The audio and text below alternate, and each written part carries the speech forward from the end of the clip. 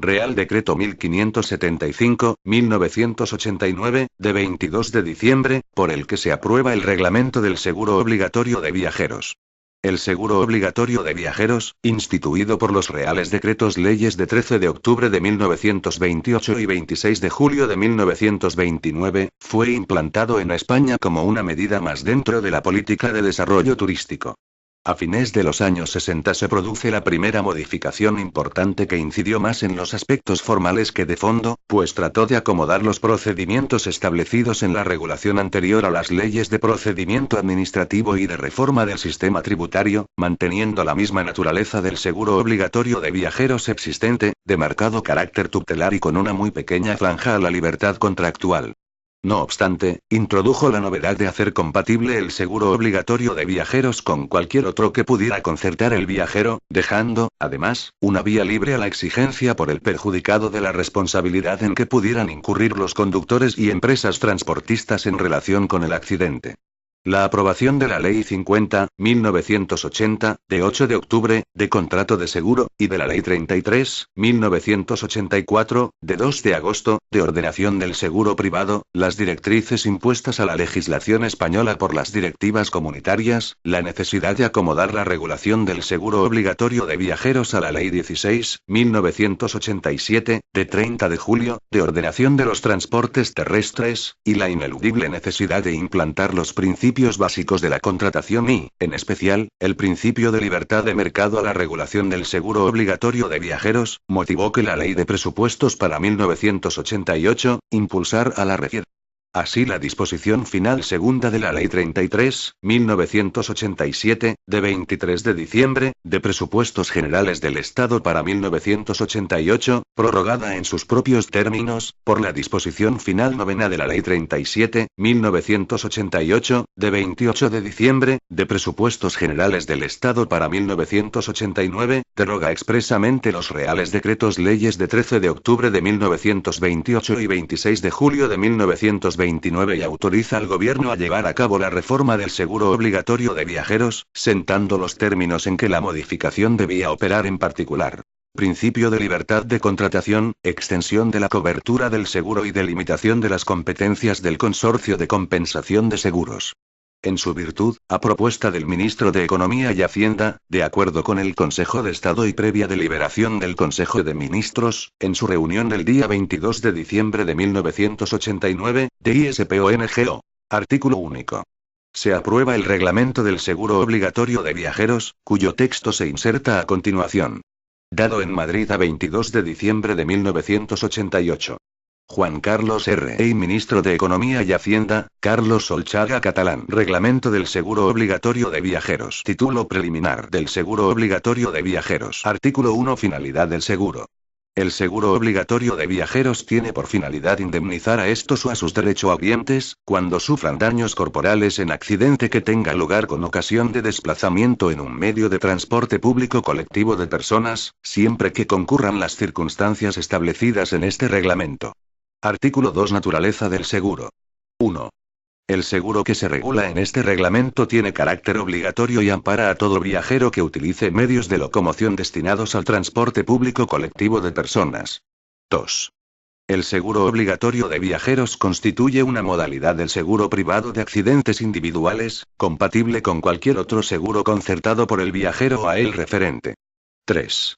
El seguro obligatorio de viajeros no libera a las empresas transportistas, a los conductores de los vehículos, o a terceros de la responsabilidad civil en que, dolosa o culposamente, pudieran incurrir por razón del transporte de personas, ni las prestaciones satisfechas por razón de dicho seguro reducen el importe de la expresada responsabilidad. 4. El seguro se rige por lo dispuesto en la Ley 50/1980, de 8 de octubre, de contrato de seguro, por este reglamento y demás disposiciones que le sean de aplicación. Artículo 3. Contenido. La cobertura garantizada por el seguro obligatorio de viajeros comprende, exclusivamente, las indemnizaciones pecuniarias y la asistencia sanitaria establecidas en esta disposición, cuando, como consecuencia de un accidente producido en las circunstancias previstas en el artículo 1, se produzca muerte, invalidez permanente o incapacidad temporal del viajero. Artículo 4. Ámbito de aplicación. 1. La protección del seguro obligatorio de viajeros alcanza A todos los usuarios de medios de transporte público colectivo español de viajeros, urbanos e interurbanos contemplados en la Ley 16.1987, de 30 de julio, de ordenación de los transportes terrestres, en tanto circulen por territorio nacional y en todos los viajes que tengan su principio en dicho territorio, aunque sin limitación de destino. B. A todos los usuarios de medios de transporte marítimo español, en todos los viajes que realicen y tengan su principio en territorio nacional, sin limitación de destino. Título y capítulo I del contrato de seguro obligatorio. Artículo 5. Tomador del seguro. Todo transportista deberá tener concertado, como tomador el seguro obligatorio de viajeros con cualquiera de las entidades aseguradoras que estén autorizadas por el Ministerio de Economía y Hacienda para operar en el ramo de accidentes individuales. Artículo 6. Asegurados. 1. Se encuentra protegida por este seguro toda persona que en el momento del accidente esté provista del título de transporte, de pago o gratuito. Cuando el título de transporte se expida sin exigir la identificación del viajero, se presumirá que el accidentado estará provisto de billete en todos aquellos casos en que por las características del accidente sea verosímil el extravío o destrucción de dicho billete. 2. Están también protegidos los usuarios menores de edad que, según las normas que regulan cada medio de transporte, estén exentos del pago de billetes o pasaje. 3.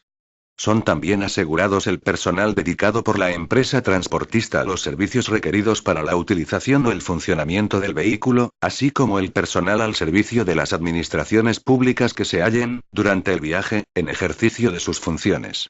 Artículo 7. Riesgos cubiertos. Gozarán de la protección del seguro obligatorio de viajeros las lesiones corporales que sufran estos a consecuencia directa de choque, vuelco, alcance, salida de la vía o calzada, rotura, explosión, incendio, reacción, golpe exterior y cualquier otra avería o anormalidad que afecte o proceda del vehículo. Artículo 8. Accidentes protegidos. 1. Como norma general serán protegibles los accidentes acaecidos durante el viaje y los ocurridos, tanto antes de comenzar una vez que el vehículo hubiera sido puesto a disposición de los viajeros para utilizarlo, como los inmediatamente sobrevenidos después de terminar, siempre que, al producirse, el asegurado se encontrara en dicho vehículo. 2. Gozarán, no obstante, de protección. A. Los accidentes ocurridos al entrar el asegurado en el vehículo o salir de él por el lugar debido, teniendo contacto directo con aquel, aun cuando lo tuviera también con el suelo, así como los ocurridos durante la entrega o recuperación del equipaje directamente del vehículo. En el transporte marítimo, los ocurridos al viajero hallándose situados sobre la plancha, escala real o pasarelas que unen la embarcación con el muelle, así como el acaecido durante el traslado, en otras embarcaciones, desde el muelle a buques no atracados y viceversa. B. Los accidentes que ocurran con ocasión de acceso o abandono de vehículos que hayan de ocuparse o evacuarse en movimientos por exigirlo así la naturaleza del medio de transporte. C. Los que sobrevinieran cuando fuera necesario efectuar el acceso o evacuación del vehículo en situación excepcional que implique para él mayor peligrosidad que de ordinario, y ocurra durante la misma. 3.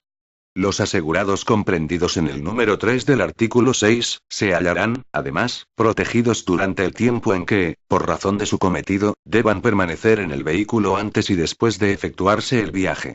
Artículo 9. Accidentes excluidos. La protección del seguro no alcanzará a los asegurados que provoquen los accidentes en estado de embriaguez o bajo los efectos de drogas, estupefacientes o estimulantes o mediante la comisión de actos dolosos. Artículo 10. Medios de transporte incluidos.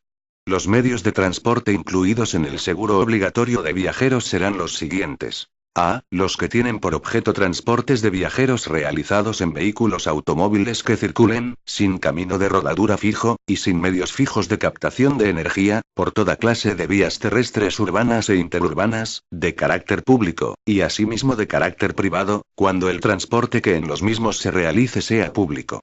B. Los que tienen por objeto transportes de personas por ferrocarril, considerándose como tales aquellos en los que los vehículos en los que se realizan circulan por un camino de rodadura fijo que les sirve de sustentación y de guiado, incluyendo los denominados trenes cremallera constituyendo el conjunto camino-vehículo una unidad de explotación. No tendrán la consideración de ferrocarril, a los efectos establecidos en este artículo, las vagonetas sin motor, ni las máquinas aisladas dedicadas exclusivamente a realizar maniobras dentro del recinto de las estaciones o de sus dependencias. C. Los que tienen por objeto transportes de personas que se lleven a cabo en trolebús, así como los realizados en teleféricos, funiculares, telesquís, telesillas, telecabinas u otros medios en los que la tracción se haga por cable y en los que no exista camino de rodadura fijo. D. Las embarcaciones de matrícula y pabellón españoles que estén autorizadas para el transporte público colectivo de pasajeros. Artículo 11. Medios de transporte excluidos. No será de aplicación el presente reglamento a los medios destinados al transporte público de personas con capacidad inferior a 9 plazas, salvo que se traten de los enumerados en la letra C, del artículo precedente. Capítulo I. Obligaciones de las partes. Artículo 12. Obligaciones del transportista. 1. Al transportista, como tomador del seguro, además de las obligaciones establecidas en la Ley 50.1980, de 8 de octubre, de contrato de seguro, le corresponde: A. El pago de la prima del seguro, cuyo importe repercutirá al viajero incorporándolo al precio del transporte. Cuando el transporte se realice mediante contrato de fletamento suscrito con una agencia de viajes, debidamente autorizada, u otros contratantes, estos vendrán obligados a liquidar y entregar a los distintos transportistas que, en su caso, intervengan en el conjunto de los servicios ofertados el importe de las primas que correspondan a los viajeros transportados. B. En caso de accidente, dejar constancia por escrito de los avisos de siniestro que reciba y de todos los datos y circunstancias que sirvan para calificarlo, así como de las comprobaciones realizadas con este objeto. C. Comunicar al asegurador la ocurrencia del accidente, las actuaciones realizadas para aminorar las consecuencias del siniestro y realizar todo lo necesario para que los asegurados o beneficiarios puedan obtener las prestaciones del seguro obligatorio. 2. Al transportista que incumpla la obligación de suscribir el contrato y demás que el presente reglamento le atribuye, sin perjuicio de las demás responsabilidades en que hubiera podido incurrir, le será de aplicación el régimen sancionador previsto en el título V de la Ley 16.1987, de 30 de julio, de ordenación de los transportes terrestres. 3. A los efectos de lo dispuesto en el número anterior, y a fin de garantizar el exacto cumplimiento de las obligaciones mencionadas, los órganos competentes de la ordenación de los transportes velarán por su efectividad. Artículo 13. Obligaciones del asegurado o beneficiarios. 1. En caso de accidente, el asegurado o los beneficiarios deberán formular aviso del mismo ante el transportista, en cuyo vehículo hubiere ocurrido el accidente, o al personal de las empresas que preste servicio en los medios de transporte, o esté al frente de las estaciones, administraciones o instalaciones. 2. Incumbirá al asegurado o a los beneficiarios la prueba de los daños corporales consecuencia del accidente. Con este fin podrán aportar certificaciones facultativas en las que se describan las lesiones sufridas y certificación literal del registro civil, en caso de muerte. Si estos documentos se emiten por facultativos o autoridades extranjeras, estarán debidamente legalizados. 3. El asegurado justificará su condición de tal mediante el billete o documento que habilite para el transporte oneroso o gratuito, o por medio de certificación emitida por la autoridad o empresa que ordenó la prestación del servicio durante el viaje, así como por cualquier otro medio de prueba admitido en derecho. Artículo 14. Obligaciones del asegurador. 1. El asegurador quedará sometido a las obligaciones establecidas en la Ley 50.1980, de 8 de octubre, reguladora del contrato de seguro. 2. En caso de siniestro, el asegurador, una vez cobrada la primera prima, no podrá alegar frente al asegurado o beneficiario la falta de ingreso de las primas recaudadas por el transportista durante el plazo de un mes después del día del vencimiento de las primas siguientes, sin perjuicio de poder reclamar a éste los daños y perjuicios que la falta de ingreso le hubiera ocasionado. Capítulo I. Contenido del seguro obligatorio. Artículo 15. Prestaciones pecuniarias. 1. Los asegurados o beneficiarios tendrán derecho a indemnizaciones pecuniarias cuando, como consecuencia de los accidentes amparados por el seguro obligatorio de viajeros, se produzca muerte, incapacidad permanente o temporal del asegurado. 2. Las indemnizaciones se abonarán conforme al baremo que, como anexo, se une a este reglamento. Artículo 16. Fallecimiento. La indemnización, en caso de muerte, será única. Procederá la indemnización por muerte si esta ocurre durante el transcurso de 18 meses, contados desde la fecha del accidente y es consecuencia directa del mismo. Se considerará que concurre esta última circunstancia en el accidente que origine el fallecimiento por agravación de enfermedad o lesión padecida por el asegurado con anterioridad. Artículo 17. Incapacidad permanente.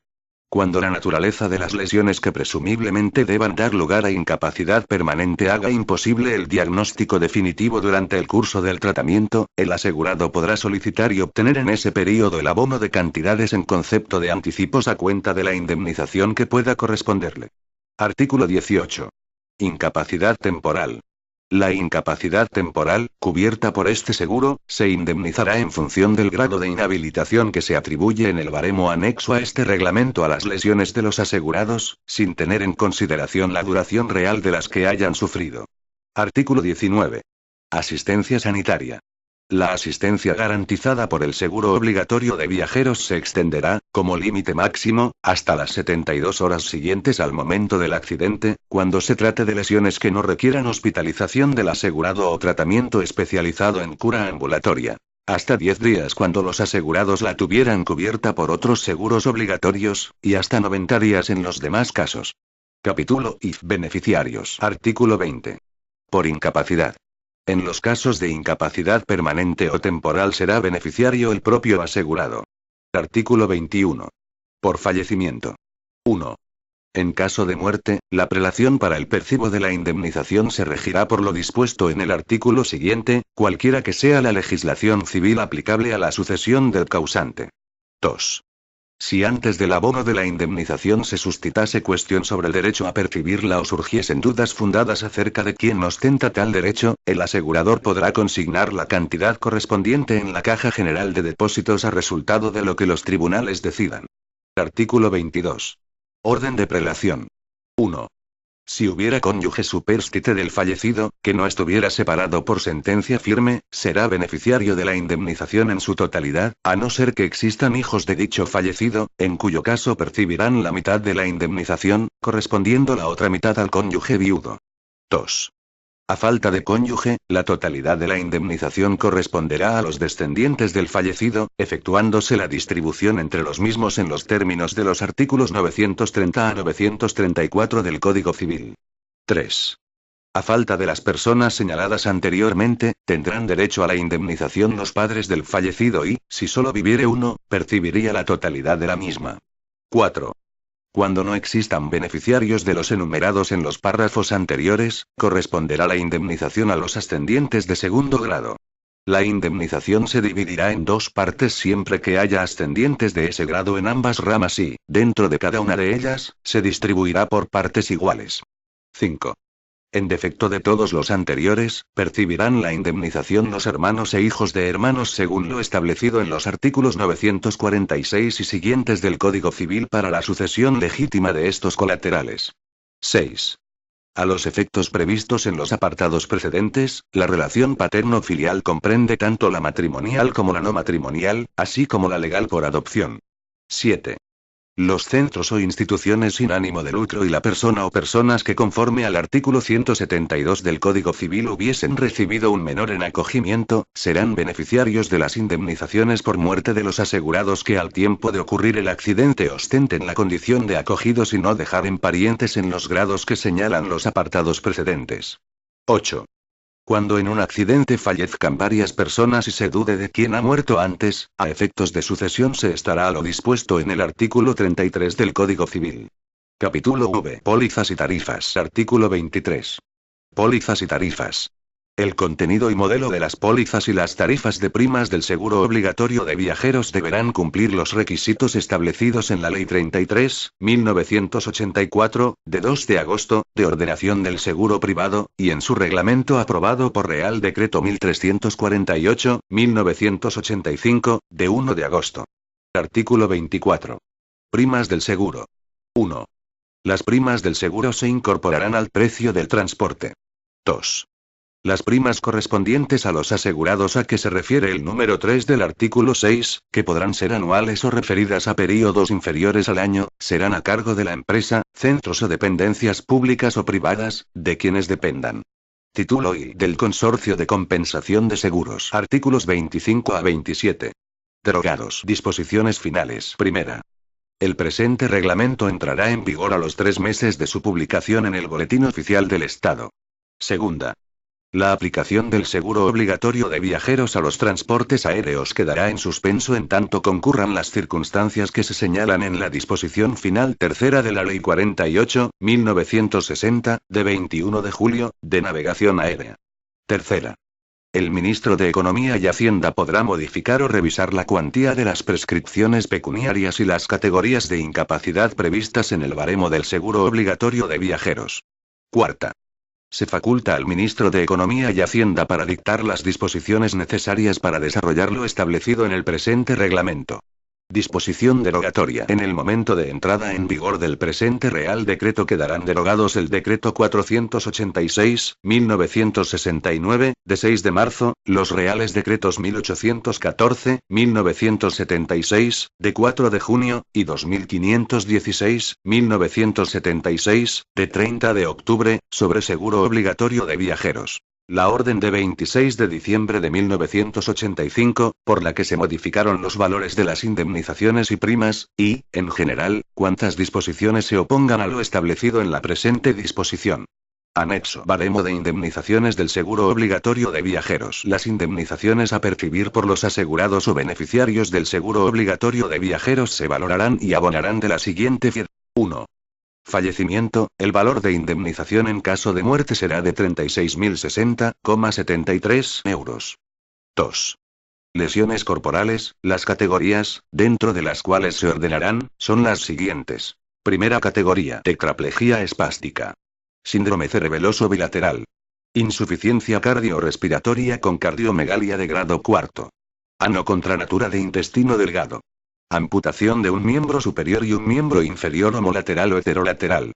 Pérdida completa de la visión o reducción de la agudeza visual bilateral inferior a un 20avo. Síndrome demencial permanente.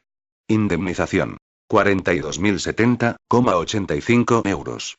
Segunda categoría: epilepsia con accesos subintrantes. Hemiplegia completa.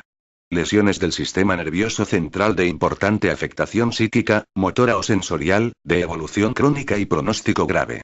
Parálisis de pares craneales con afectación del globo ocular y disminución bilateral inferior a 1,30. Amputación de ambos miembros superiores o inferiores por cualquiera de sus segmentos. Grandes quemados de segundo y tercer grado que afecten órganos profundos. Fractura pélvica con parálisis y alteraciones urinarias permanentes. Amputación interescápula torácica. Hipoacusia global bilateral del 80 al 100%. Paraplegia de miembros inferiores. Tetraparejía. Pérdida de maxilar con comunicación buconasal. Indemnización: 30.050,61 euros. Tercera categoría: foco epiléptico de origen traumático y evolución progresiva. Reducción de la agudeza visual bilateral inferior a 1,40. Amputación total de la lengua. Pérdida total de maxilar inferior. Infarto de miocardio con angor incapacitante. Nefrectomía bilateral. Pérdida completa del pene.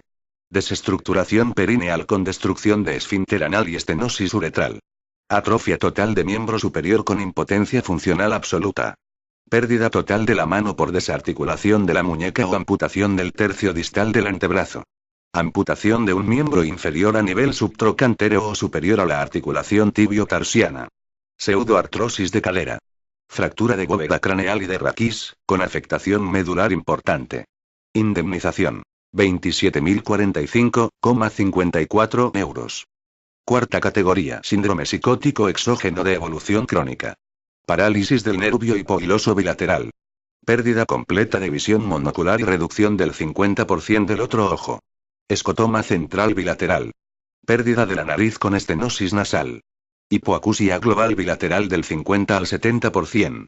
Parálisis lingual con trastornos de fonación y masticación. Lesión cicatricial esofágica con gastrostomía. Quemaduras extensas de primer y segundo grado que afecten una superficie corporal superior al 30%. Pérdida de matriz y barra o anexos. Fístula vesicorrectal. Polineuritis periférica de origen traumático con trastornos vasomotores, tróficos y reflejos. Lesiones traumáticas que afecten a plexos del sistema nervioso periférico con afectación vascular concomitante. Indemnización: 24.040,48 euros. Quinta categoría: foco epiléptico de origen traumático y electroencefalograma normalizado. Parálisis del tronco facial. Pérdida de sustancia en bóveda palatina y velo del paladar. Pseudoartrosis de maxilar superior con movilidad limitada y pérdida de capacidad masticatoria. Anocontranatura de intestino grueso. Prolapso de matriz irreductible. Atrofia testicular y disfunción glandular. Pérdida de ambas mamas. Pielonefrosis bilateral, nefrectomía unilateral. Amputación de ambos pulgares. Pérdida total de la mano por desarticulación metacarpiana. Pseudoartrosis tibio-peronea. Anquilosis rotuliana bilateral. Parálisis completa y permanente de un miembro inferior. Indemnización. 21.035,42 euros. Sexta categoría. Parálisis de bóveda palatina con trastornos de fonación. Pseudoartrosis completa del cuerpo mandibular con posibilidad de masticación. Pérdida completa de la visión de un ojo y del 25% del otro. Afasia completa. Afagia bilateral. Estenosis de laringe con cánula traqueal. Traqueotomía permanente. Osteomielitis vertebral crónica, con afectación medular. Lesión traqueal con estenosis y signos asociados permanentes. Amputación de 4 dedos de extremidad superior, con pulgar móvil. Anquilosis de codo húmero. Cubital completa. Parálisis radicular superior, S. Duchenne. Amputación del pulgar e índice y sus metacarpianos. Pérdida total de la mano por amputación intercarpiana o desarticulación de los 5 metacarpianos. Anquilosis de muñeca en flexión, supinación y pronación completa. Atrofia total del miembro superior con impotencia absoluta. Monoplejía de miembro inferior. Fístula uretral o cistitis crónica con sondaje permanente. Incapacidad funcional cardíaca en grado severo. Fístula de vías biliares. Éstasis venoso bilateral con alteraciones tróficas importantes. Polineuritis periférica de origen traumático con trastornos vasomotores tróficos y reflejos. Indemnización. 18.030,36 euros. Séptima categoría. Parálisis total de la musculatura ocular. Lagoftalmia con parálisis facial en ambos ojos. Catarata traumática bilateral. Estenosis cicatricial de laringe con trastornos asociados. Disnea y disfonía permanente. Anquilosis del hombro con fijación de la escápula. Parálisis radicular inferior, S. De Klumke. Amputación de 3 dedos y sus metacarpianos correspondientes. Parálisis del nervio radial por lesión superior a la rama del tríceps. Amputación mediotarsiana y subastragalina. Pielonefrosis unilateral. Alteración bronquiopulmonar con déficit ventilatorio del 30 al 50%. En condiciones de reposo. Síndrome posgastrectomía de origen traumático. Pérdida de esfínter anal con prolapso. Indemnización. 15.025,30 euros. Octava categoría. Fractura de bóveda craneal con craneoplastia. Foco epiléptico residual de origen traumático. Síndrome cerebeloso unilateral, con escaso trastorno funcional. Ptosis palpebral total y bilateral. Fístula bilateral con lesiones óseas de vías lagrimales. Sinusitis traumática bilateral de evolución crónica. Hipoacusia global del 30 al 50%. Fractura vertebral con cifoescoliosis permanente superiores a 30 grados. Fractura pélvica con complicación urinaria permanente. Ablación o pseudoartrosis rotuliana. Acortamiento de miembro inferior superior a 6 centímetros, con atrofia y rigidez articular. Inestabilidad de rodilla por lesión tendinosa o ligamentosa, con deambulación asistida permanente. Parálisis combinada del nervio ciático popliteo interno y externo. Neuritis de miembro inferior y origen traumático con trastornos reflejos, objetivables clínica y neurológicamente. Hernia diafragmática de origen traumático. Pérdida de una glándula mamaria. Trastornos endocrinos con alteración metabólica severa, de origen traumático. Insuficiencia vascular periférica con claudicación intermitente en menos de 50 metros. Edema venoso de origen traumático con ulceración y cianosis distal. Indemnización. 12.020,24 euros. Novena categoría. Estocoma central unilateral. Catarata traumática unilateral. Reducción campo visual a menos de 30 grados. Pérdida completa de arcada dentaria superior o inferior y sus correspondientes alveolos. Muñón nasal cicatricial con estenosis. Disfonía permanente con estenosis cicatricial de laringe.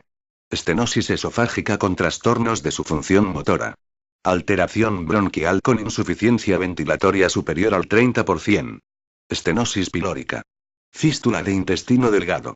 Espondilosis traumática por acción directa del accidente. Impotencia absoluta de movimientos de prensión. Amputación de un pulgar. Anquilosis de muñeca con rigidez de los dedos. Pseudoartrosis a nivel próximo medial de extremidad superior. Parálisis asociada del nervio mediano y cubital. Atrofia total de musculatura de miembro inferior. Pseudoartrosis rotuliana. Indemnización.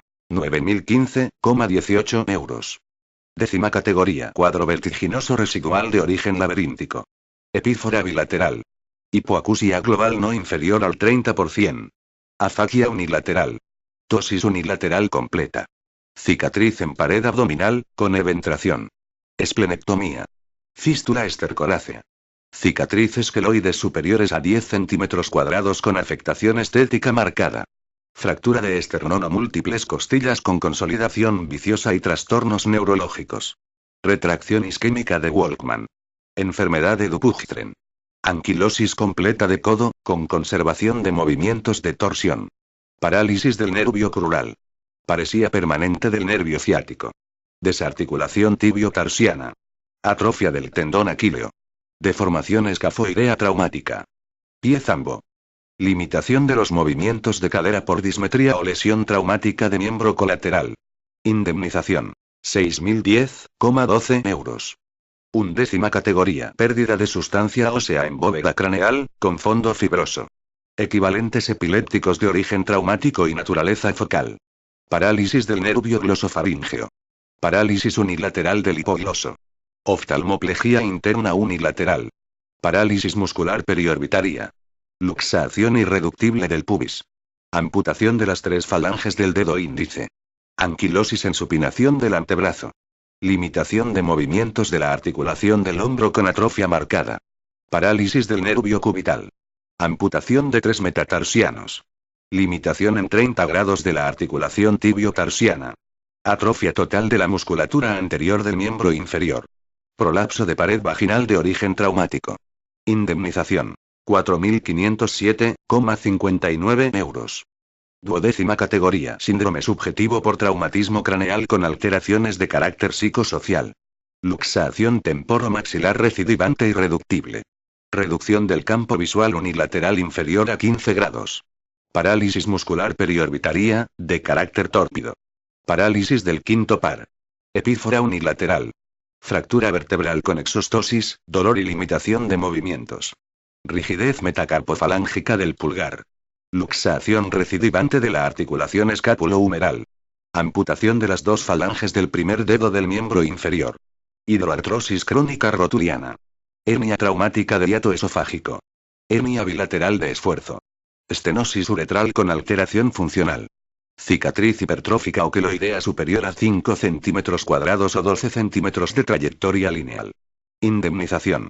3.606,07 euros. 13ª categoría. Parálisis de la rama mandibular del nervio facial. Pérdida completa de arcada dentaria, con prótesis tolerada. Tosis unilateral incompleta. Artrosis lumbosacra ilíaca, de origen traumático. Rigidez metacarpiana e interfalángica, con excepción del pulgar. Amputación de falanges distales, en los dedos tercero, cuarto o quinto. Limitación de los movimientos de flexión de antebrazo y muñeca, superiores a un 20% de recorrido articular. Callo fibroso del olegranon. Luxación inveterada del codo. Atrofia muscular de miembro superior. Anquilosis de los dedos del pie en posición forzada por causa traumática. Amputación de falange terminal del primer dedo de miembro inferior. Amputación de falanges distales de los restantes dedos del miembro inferior. Pie plano traumático. Tarsalgia crónica por exostosis calcárea. Hernia inguinal unilateral, por acción directa del traumatismo. Indemnización. 2.704,55 euros. 14ª categoría. Fracturas desviadas o conminutas, no epifisiarias del húmero. Cúbito y radio. Fémur. Tibia y peroné. Medio carpó barra tarso. Fractura, con luxación concomitante de la articulación húmero-cubital. Articulación rotuliana. Articulación tibio-tarsiana. Pérdida de más de 8 piezas dentarias. Hernia discal de origen traumático. Fractura de pirámide nasal, con afectación de tabique y alteraciones respiratorias. Cicatriz retráctil, hipertrófica o queloidea de carácter doloroso o antiestético no superior a 5 centímetros cuadrados o 12 centímetros de trayectoria lineal. Fractura de arcos costales con desviación izquierda condroesternal con exostosis. Alteraciones tróficas de órganos o anexos de carácter tórpido. Procesos tromboflebíticos de evolución crónica por acción directa traumática. Lesión meniscal de carácter crónico. Indemnización. 1.202,02 euros. 3. Normas complementarias. 1. Las lesiones corporales que originen menoscabo permanente, no recogidas explícitamente en el presente baremo de indemnizaciones, se calificarán, a los efectos de su equiparación con el mismo en alguna de sus categorías, en función del déficit fisiológico producido como consecuencia del accidente, según establezca el criterio del informe médico facultativo. 2. Cuando a consecuencia del accidente sobrevenga parto prematuro con muerte del feto, se otorgará una indemnización igual a la señalada en la 13ª categoría. La misma indemnización se concederá en caso de nacimiento prematuro, a fin de atender los gastos que ocasione el nacido. Si sobreviene el aborto, la indemnización será igual a la mitad de la señalada en el párrafo anterior. Si del parto o aborto, consecuencia del accidente, resultara muerta la madre, se considerará, en todo caso, que el fallecimiento es consecuencia de tal accidente, pero no se causará la indemnización a que se refieren los dos párrafos anteriores. 3. Cuando el accidentado sufra daños corporales que puedan ser incluidos en varias categorías, estos serán calificados en la categoría a que corresponda la lesión de más gravedad. 4. La muerte sobrevenida dentro de los 18 meses y como consecuencia del mismo hecho que determinó la lesión corporal dará lugar al complemento de indemnización. 5. Asimismo, serán compatibles las indemnizaciones resultantes por varias categorías, siempre que no superen el límite que se fija para la primera. Este documento es de carácter informativo y no tiene valor jurídico.